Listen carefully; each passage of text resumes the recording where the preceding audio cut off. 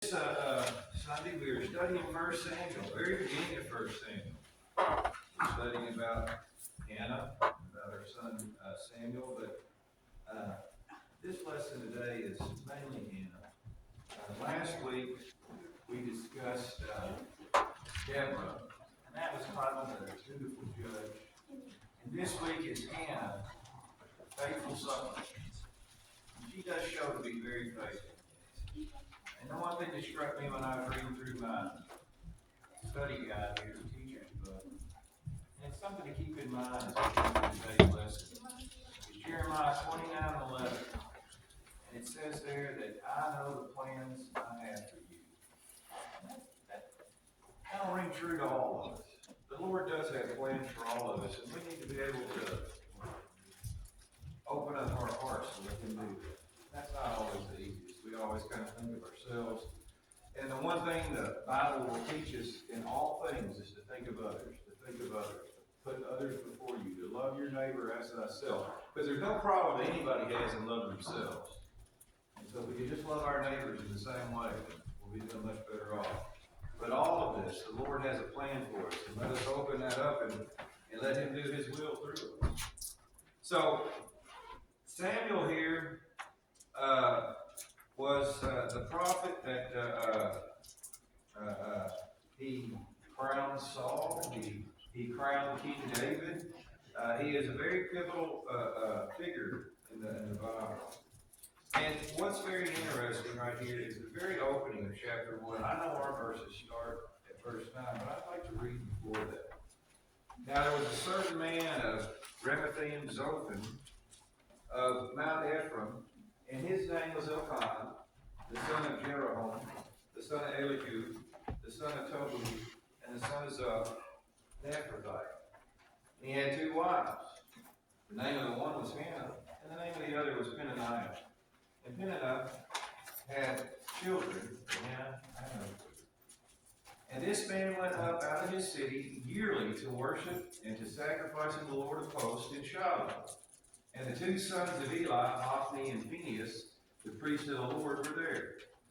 And when the time was that Elkanah offered, he gave to Peninnah, his wife, and all her sons and her daughters portions.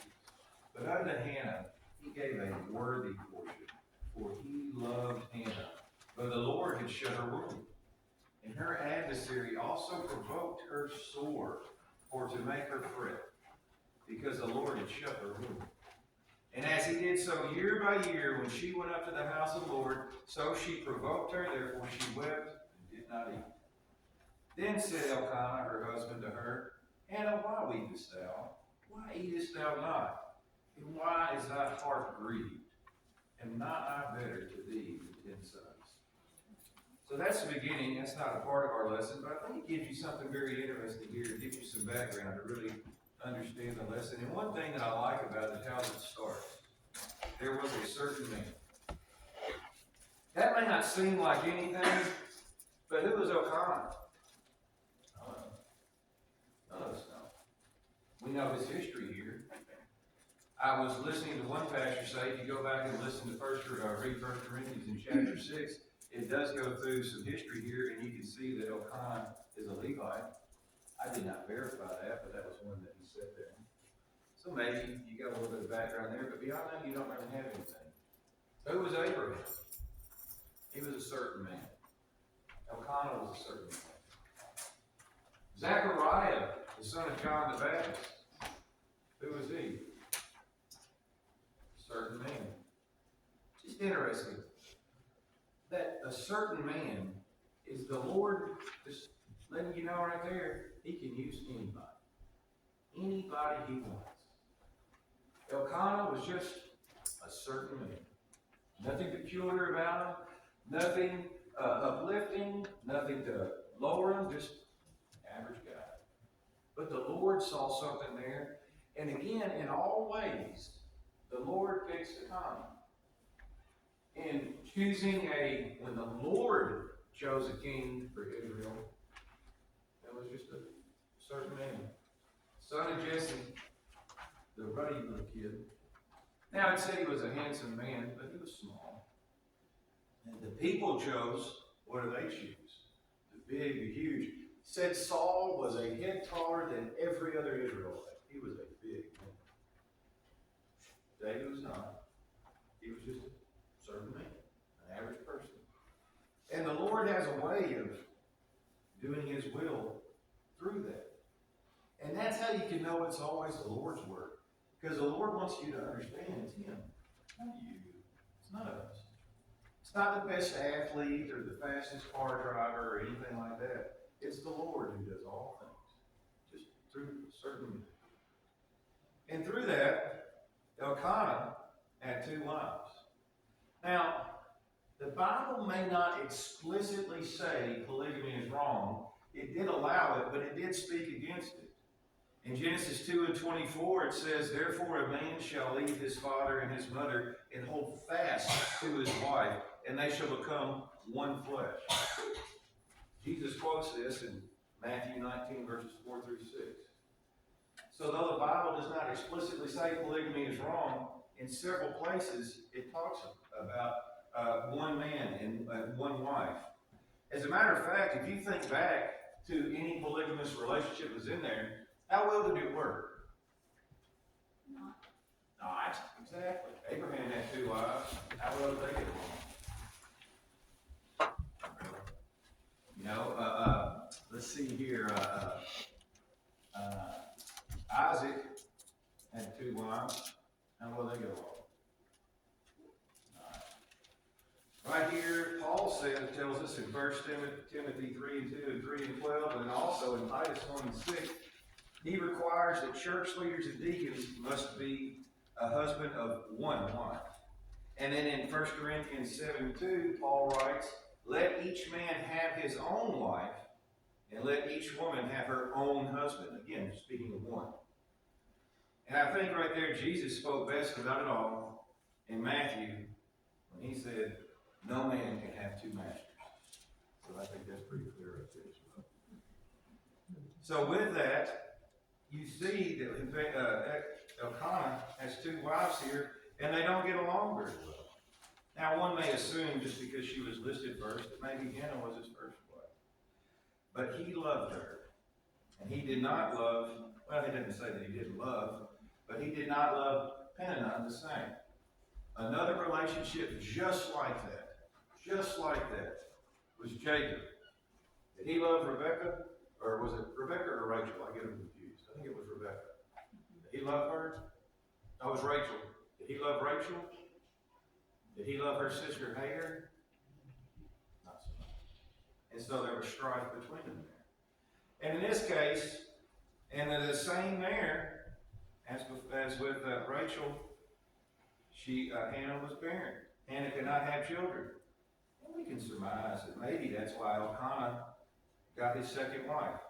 Because in that time, how was your estate passed on? It was passed on through your male children. He didn't have any children. He had nothing there. And so one may surmise that that's what he did there. And it says that, he had multiple sons and daughters. Because it says in verse 4, "And when the time was that Elkanah offered, he came to Peninnah his wife, and to all her sons and her daughters' portions." So that lets you believe that he had more than one son and more than one daughter. But unto Hannah, he gave a worthy portion. And my ESV actually calls it a double portion. For he loved Hannah. And so think about this. What they're doing is going up to Shiloh. And what is that Shiloh at this time? So where are they going there? You remember? The tabernacle at Shiloh. That's right. And so Jews recall they were probably going up there to offer a peace offering or a fellowship offering. And whenever you go to make those offerings, or when they did this, they would take a large animal and would sacrifice some of it and burn it on the altar as a sacrifice to the Lord. Then they would give some to the priest. And then what they do with the remainder of the portion? They had barbecue. They sat there like a family and ate. They grilled out. It was delicious. Had a good meal. That's what they did. And so it was during this time when they were having that family barbecue there that Peninnah started poking Hannah. And that it was after Elkanah had given out that food. So you can see the dichotomy here. He loved Hannah, but she was barren. He did not have the same feelings for Peninnah, but she had provided him all his family, all his children. So Peninnah started poking the bear there. And it even says adversary. Called her her adversary. Also provoked her sore. Provoking her sore there in mind is, it says, make her very unhappy, for to make her fret, because the Lord had shut up her womb. And as he did so year by year, and when he says he right there, and as Elkanah did so year by year, she went up to the house of the Lord, saying, Hannah went with him to the house of the Lord, and so Peninnah provoked her. So she provoked her. Therefore she wept and did not eat.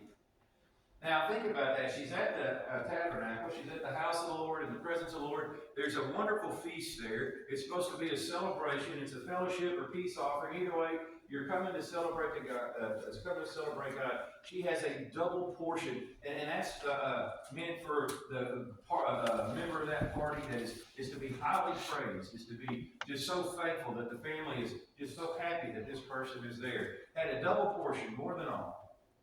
And in the Lord's presence of that double portion, she just couldn't enjoy it. She couldn't allow herself to enjoy it.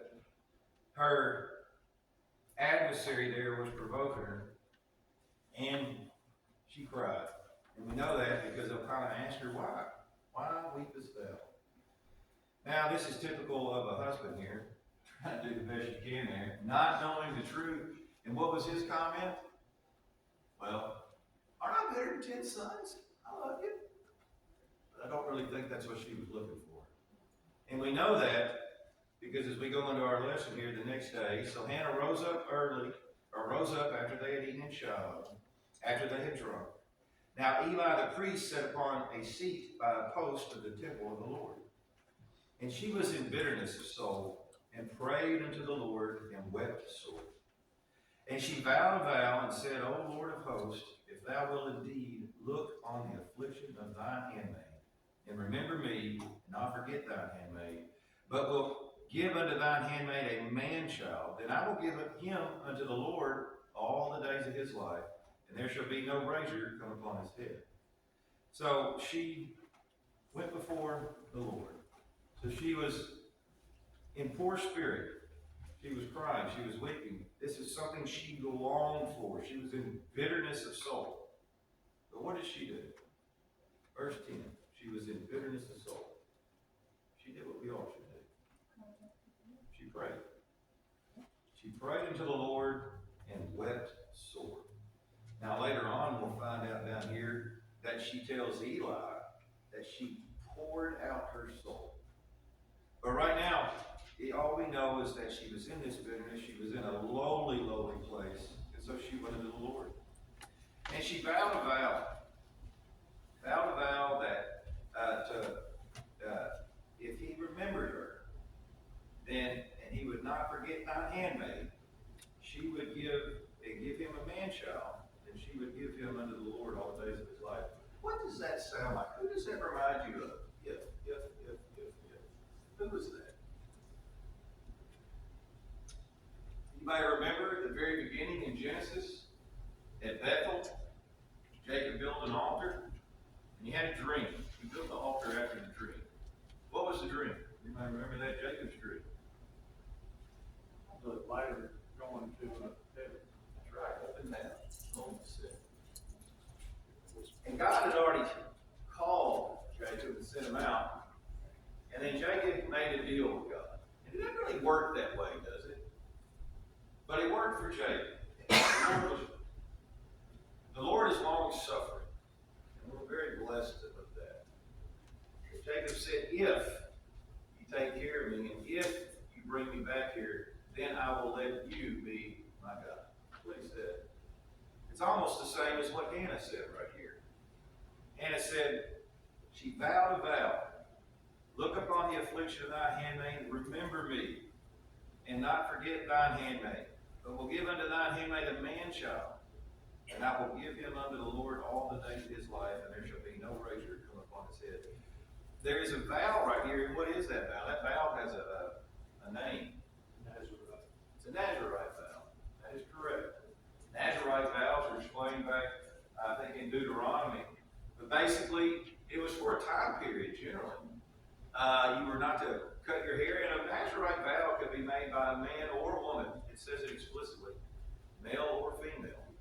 Make a Nazarite vow, but it was typically for a time period, month, few months, year. And it would say that you would eat nothing unclean, you would not go around and eat dead bodies, you would not drink any wine or strong drink or vinegar made from wine, or touch anything with grapes. Even the seeds or the grape skins, you would touch none of it, and you would not cut your hair. All of that to signify yourself as singling yourself out for the Lord's work. And the reason not touching the grapes or eating the grapes and staying away from the strong drink is that was like a secular thing. That was a worldly thing. Something that people would do to, drink to lift their spirits up, to get drunk. And so this was a way of them showing that they were not a part of it, that they were putting themselves aside. But normally a Nazarite vow was for a time period. In this case, it was his whole life. And I will give him all the days of his life, and there shall be no razor. And it came to pass, as she continued praying before the Lord, that Eli marked her mouth. Now Hannah, she spake in her voice, and was in her, she spake in her heart, only her lips moved, but her voice was not heard. Therefore Eli thought she had been drunk. And Eli said unto her, how long wilt thou be drunken? Put away thy wine from thee. I didn't realize this, but in those three verses right there, that really goes to the heart, I think, of where Israel was at this time. So she's in front of the tabernacle. She's very grieved. She's weeping. She's crying. She's bringing her troubles to the Lord. And Eli's sitting there and sees her. Eli's the high priest at the time. Now, earlier it mentions his two sons. Later on, if you read in Samuel, you'll find out how corrupt they are. And Eli did nothing to stop it, and so Eli is actually punished by the Lord as well. But Eli's first thought when she was doing this is not pleasure, but what? Woman, you're drunk. Get out of here. So what that would mean to me would be to say that that must have been a common occurrence. She must not have been the only person that Eli ever saw do that. And so I think that goes to show as to the heart of the Israelites as to where they were in their conduct at the time towards the Lord. But she was not. She was being faithful here, and she was being true. And so she answered him in verse 15, and Hannah answered and said, no, my Lord, I am a woman of a sorrowful spirit. I have drunk neither wine nor strong drink, but have poured out my soul before the Lord. Count not thine handmaid for a daughter of Belial, for out of the abundance of my complaint and grief have I spoken hereto. Poured out my soul. I started, there's a lot of cross references here on verse 15 about pouring out my soul. Psalm 62, 7 and 8 says, in God is my salvation and my glory, the rock of my strength, and my refuge is in God. Trust in him at all times. Ye people, pour out your heart before him. God is a refuge for us. That's where she was at. That's a Psalm of David right there. Let it go. Just let it go. Pour it out. In fact, I like Lamentations 2 and 19 says, pour out your heart like water before the presence of the Lord. Now think about that. When you pour out water, where does it go? And think about that. Pour out your heart. Just let it all out. Let it go. And I love that analogy in Lamentations. Just let it go and let it all run everywhere. Let it be seen before the Lord. Though he already knows, let it out in his presence. And then when she did that, and she said, count not thy handmaid for a daughter of Belial. Belial would be a pagan god. And she's saying that I'm not a worshiper of that. I'm not some worthless woman. For out of the abundance abundance of my complaint and grief I have spoken here too. And Eli said, Then Eli answered and said, Go in peace, and the God of Israel grant thee thy petition that thou hast asked of him. Go in peace. Now, the one thing I liked about that as well, when you look at verse 17, there's many, many spots where the Bible tells us to go in peace. In 1 Samuel 25 and 35, David tells that to Abigail. Abigail was the wife of Nabal, David's men, and Nabal was a very, very, very wealthy man. Had thousands of sheep and goats, and had many shepherds. And David's men helped those shepherds for a time to make sure that they never lost any sheep that were protected. And then David, to test, sent to Nabal some men to request almost a feast, to request some food of him, to request some recompense. And Nabal denied him. He said, Who's the son of Jesse? Who's David? Get out of here. And so David got mad, and David was going to go and destroy his whole family, all his male sons. And Abigail stopped him, and Abigail pled with him and made an offer to him.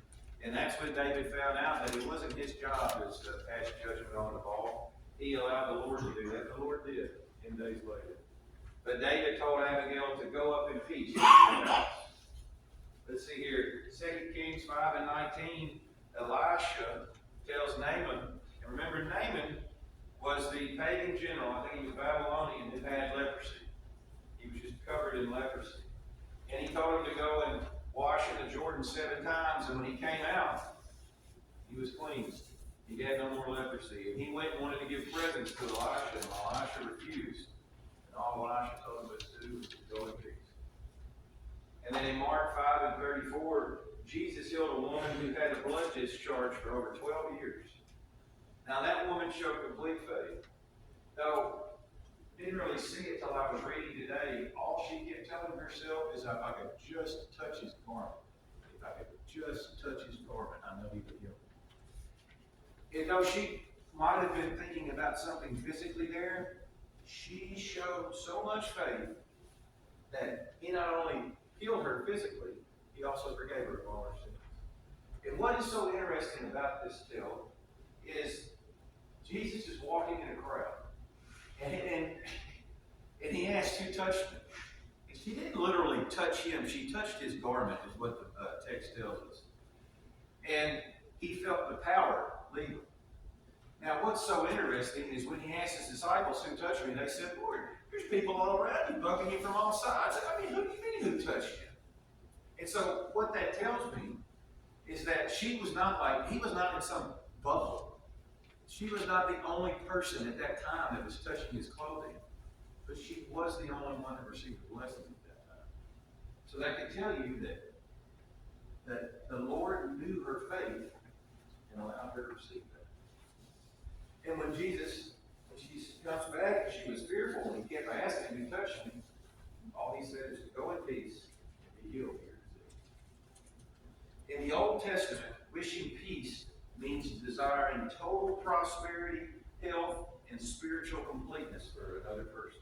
Somebody else, not you. In the New Testament, though, it portrays peace as the restoration of a right relationship with God. Sin created separation, but through Christ's sacrifice, believers are granted peace with God. In fact, I'll tell you a great book I really enjoyed. It's one of the first Christian books I ever read. It was by Billy Graham. Title of it is Peace with God. It is an awesome, awesome book. And then I think this is also explained very well in John 20. In John 20, starting at verse 19, this idea of go in peace. This is after Jesus had been resurrected. On the evening of that day, the first day of the week, the doors being locked where the disciples were for fear of the Jews, Jesus came and stood among them and said to them, Peace be with you. When he had said this, he showed them his hands and his side. Then his disciples were glad when they saw the Lord. Jesus said to them again, Peace be with you. As the Father sent me, even so I am sending you. And when he had said this, he breathed on them and said to them, Receive the Holy Spirit. If you forgive the sins of any, they are forgiven them. If you withhold forgiveness from any, it is withheld. Again, this idea of peace be with you. And that is just being right with God. That is what she did correctly here. In being, pouring out her soul to Him and to come to the Lord and to Him blessing her through the Eli. Peace be with you. And then she said, let thy handmaid find grace in thy sight. So the woman went her way and did eat, and her countenance was no more sad. That's a big one right there. Since she trusted in coming to God and letting all her cares go, He blessed her. He blessed her with peace. He blessed her to where, as we found out earlier, year after year, they came, and she was given a double portion. She did not eat or drink. But in this case, she did. And her countenance there is her facial expression, her whole body, her body language, the way she was carrying herself. If you're sad, more like, stuffed shoulders, looking down, just the look on your face is just, you look like you're just in a really bad spot. I'm sure that's where she was. It said she was fretting about it. But no, she left there lifted up. She left there with grace. She left there in peace. She left there in happiness. She left her there with her head held high. And they arose up in the morning early and worshiped before the Lord and returned and came to their house in Ramah. And Elkanah knew Hannah his wife, and the Lord remembered her. Now, looking back in verse 18, she went her way and did eat, and her countenance was no more sad. Always love it when I get a cross-reference to Ecclesiastes. And in Ecclesiastes chapter 9, Solomon tells his son here, beginning of chapter 9, verses 1 through 6 is titled, Death Comes to Us All. And then in verses 7 through 9, he tells us, so enjoy the life with the one you love. So he tells us here, go eat your bread with joy, drink your wine with merry heart, for God has already approved what you do. Let your garments be always white. Let not oil be lacking on your head. Enjoy life with the wife whom you love all the days of your vain life that He has given you under the sun. Because that is your portion in life, and in your toil at which you toil under the sun. Whatever your hands find to do, do it with your might, for there is no work or thought or knowledge or wisdom in Sheol to which you are going. So he tells us all here that we're all going to die. We know that. But when you have the time to be merry in life, do it. When you have the time to enjoy family, do it. And let not your soul be lacking. Go in peace. And then, what did Hannah leave here with? When she left that conversation with Eli, she had something. What she had? Hope. Right. She had hope.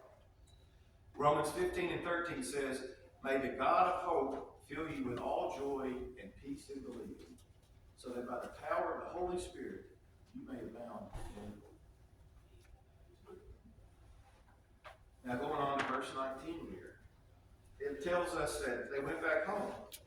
And Elkanah knew Hannah his wife, and the Lord remembered her. And that's awful interesting there, because wherefore it came to pass, when the time was come, about after Hannah had conceived, that she bare a son, and called his name Samuel, saying, because I have asked him of the Lord. Now, think about that. The Lord remembered her. Who all did the Lord remember in this way? A barren woman. I didn't realize this until I started studying. Anybody got one? Sarah, Abraham's wife, was unable to conceive and well past childbearing age, but God miraculously blessed her to give birth to who? Isaac. How old was she? I'm 48 with a 5-year-old. For her. Then Rebecca. Isaac prayed to God on behalf of his wife, who had been barren for 20 years. God answered his prayer, and she conceived and gave birth to twins, Jacob and Esau. So, Sarah was barren. Who was her son?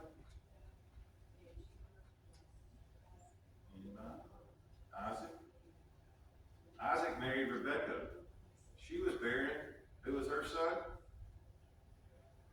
Jacob, that's right. Who did Jacob marry? Rachel. Jacob's beloved wife, Rachel, struggled with infertility while her sister Leah bore many children.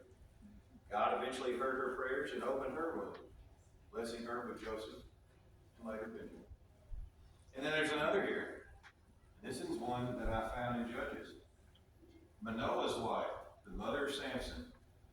Though unnamed in the text, an angel of the Lord appeared to this barren woman to announce she would miraculously conceive and give birth to Samson, who would later deliver Israel. And then there's more. Hannah, today we study.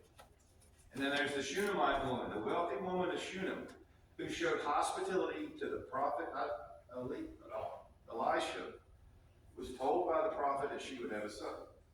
Though her husband was old, God blessed her with a child. And then there's one more. Bing, good job, Elizabeth. In the New Testament, Zechariah and Elizabeth were childless because Elizabeth was not able to conceive. They were both very old. Nevertheless, God blessed them with a miracle and gave birth to John the Baptist. Now, there's one thing different with Hannah compared to all of these. One thing. In every one of these, all of them asked for a child. But they didn't give a vow. They didn't really have a purpose. I don't mean that in a bad way. God has His purpose. His ways are higher than our ways. They all just wanted a child. Hannah, out of all of them, was the only one who wanted a child to give to God. She was the only one. Rebecca and Isaac didn't make that promise. Jacob and Rachel didn't make that promise. Abraham and Sarah didn't make that promise. Zechariah and Elizabeth, they didn't make that promise. They were told. There was only one that came to the Lord, brokenhearted, and made a vow to give an offering back. That was Hannah. And I think that's why you can call her this faithful supplicant. Now, Samuel also, I didn't know that. Just so y'all know, my name's Brian Samuel Price. Samuel means asked of God. So when you read verse 20 there, wherefore it came to pass, when the time was come about after Hannah had received that she bare a son, called his name Samuel, saying, because I have asked him of the Lord. Just so you know, when you're reading the word, if you ever see a name with E-L, E-L, I have learned from reading the Bible so much, means God, means the Lord. So any name that has E-L in it, Elisha, Samuel, any name that has E-L in it, in the Jewish Aramaic culture, has a reference to God in the name. So that was a great name for him, asked of God. And with that great name and that person, they made a great sacrifice. If you keep reading down here, they came back, and when she was ready, she had weaned him. She took him up with her with 3 bullocks and 1 ephah of flour and a bottle of wine, and brought him into the house of the Lord in Shiloh. And the child was young, and they slew a bullock and brought the child to Eli. Now that is a great offering. To be able to have the money to offer a full bull tells you something about them, but it also tells you something about the sacrifice they were willing to make as well. So all of this, I guess, just goes to say is that through everything life throws at us, if we can just have faith